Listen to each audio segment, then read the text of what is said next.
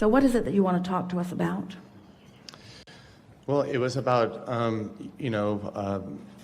something that you thought it was irrelevant, which is the other vibrations that exist, but that we cannot connect with because we don't have the sensory perceptions. Or because we only have 5 senses. So we'll answer your question. Yeah. Are there vibrations that you want to tune into? Yes. Are there vibrations that you're not tuning into? Yes. But the thing that we want you to understand about this, because it's a little different than the way you're looking at it. Okay. If you will tune, meditation is a really good way, or appreciation is a really good way.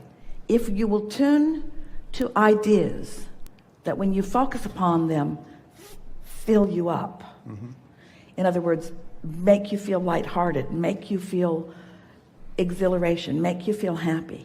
If you will tune to those, what will happen is the momentum, that's the word that we want to introduce into this subject of vibration.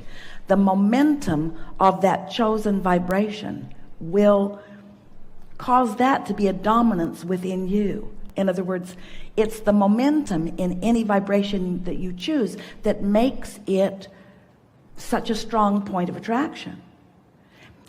If you have taken the time to tune to who you really are and you're feeling good, and you've been doing it long enough that you're really holding steady, someone else could introduce something into your experience that could get your attention and take you off of your vibrational alignment a little bit, but it wouldn't be lasting. You'll bounce back easily every single time. Makes sense. So there are a lot of sometimes your question is, are there vibrations just out there and that exist that we want to be aware of?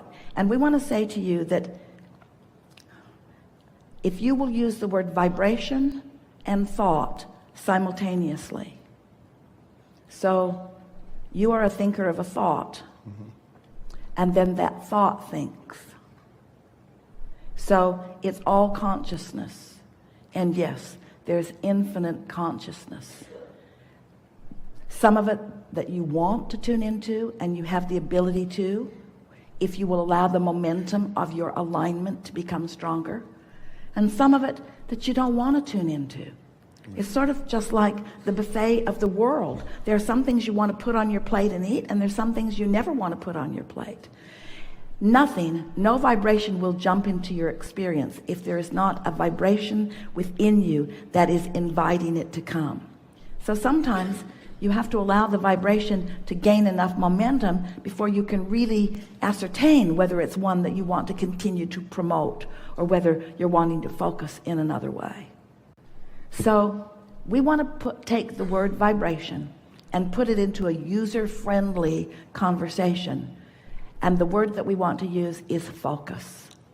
And then we want to put it into a manageable, controlled, friendly format. Focus and feel. So if you decide to focus and feel, you will do all of the perceiving, all of the realizing, and all of the managing of all of the vibrations that you ever want. Esther's driving down the road the other day, and she knows that that guy is going to change lanes right in front of her. Now, how does she know that? Well, it doesn't really matter that she knows that. And she's gotten so she gets out of the way of them. She doesn't wait to see if she was right. In other words, it's happened often enough that she's starting to trust those feelings. And so you all are the translators of many, many impulses in your day. But you're doing it at an unconscious level. And that's why your conversation with us matters so much, because you're talking about not doing this at an unconscious level, doing it at a conscious level. Because when you do it at a conscious level, then it is so satisfying. When you sense something and you focus on it and then it comes to realization, this is how your world becomes richer. This is why the artists of the world captivate you, because they have the ability to translate the vibration of color and medium into things beyond what most people can even perceive. And even though you might not be trained enough to do it, you are trained enough to feel it. That's why when you see it, you know the depth and breadth and value of it, you see. Yes? Yeah. Something more? Can I ask you one question, quick? Yeah. I've been, my grandmother passed in 2008, and I had a really close relationship with her. And I am feeling like I'm tuning into her, but I'm doubting myself because I don't really know if it's her or it's me in my mind telling me that it's her. But I just feel her very intensely. We really liked the conversation that we've had all morning here before you said those words. If a tree falls in the forest and there's no one there to hear it, did the tree really fall? If grandmother is in the forest transmitting conversation to me and I'm not in the vibrational vicinity of it, did she really speak to me? And the answer is yes. And if I heard her, if I felt her, if I perceived her, was it just in my mind? Well, do you use your mind to realize things? Of course you do. In other words, of course it's going to be in your mind. Of course it's going to be in your mind. She's not going to paint. She's not going to paint on your face. No, it's true, but what I mean is, like, am I making it up, or is it real? Is it her really? Well, we said focus and feel. Yeah. So what happens to you? It happens to a lot of you.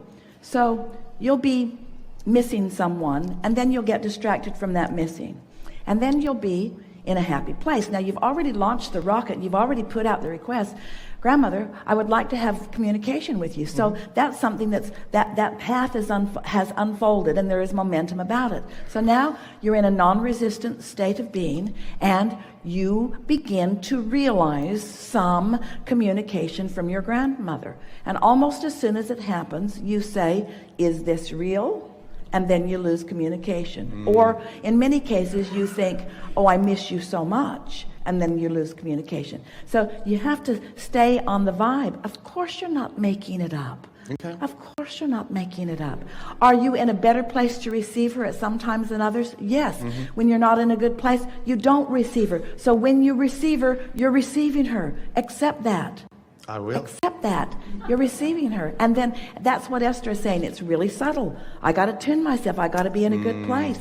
When Esther stopped looking where Jerry used to be, which he isn't, and started looking where he is, she started finding him. And then for a while she'd find him, and then she missed that he wasn't where he used to be, and then she'd lose him again. In other words, it's all about focus. It's just like tuning the song. It was right. The song was right there. Did you hear it? It was right there. Where'd it go? Where'd it go? Where'd it go? Oh, there it is. There it is. There it is. Where'd it go? Where'd it go? Tune in. Get your hand off the dial.